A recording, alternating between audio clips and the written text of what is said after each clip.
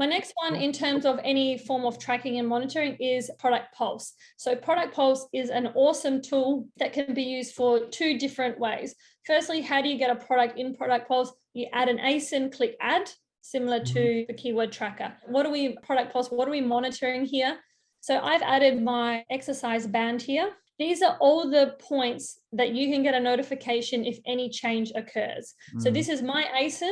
I want to know, things happen on Amazon. I know lots of stories that Amazon changes your dimensions, your fees increase, you don't know where it came from, like something happened. So this is what you can, you put all your data points in here and you can pick and choose what you want to actually be notified for. So for your own ASIN, you want to be, if there's any changes that you haven't done yourself, of course, you want to be notified for that. However, you can also do this for your competitor. So if you're looking for your competitor, so say this was my competitor, I want to know when and if they change their price. So you've got the price here, notify me if my competitor changes their price and if they have made any changes in their title.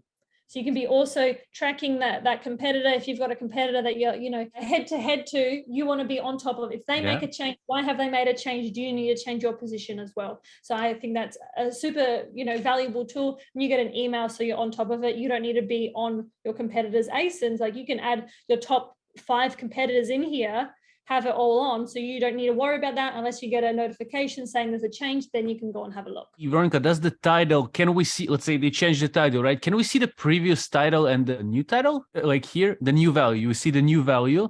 Oh, yes. Let's see if you can see another.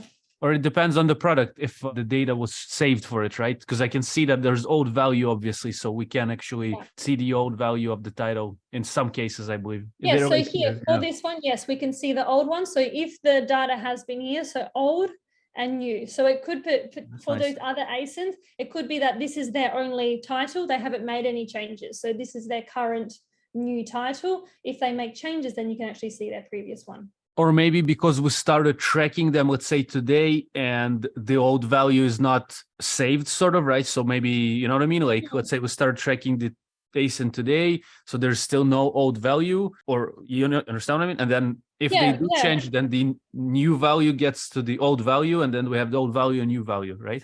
Probably. Yeah. That's nice. That's really cool. Yeah, definitely if we're head to head with somebody, it's important to see their prices because, like suddenly they drop $5. We have a drop in sales. We don't understand why we have drop in sales. Oh, maybe that's because they dropped price. Many other things that happen that we can see here. Exactly right.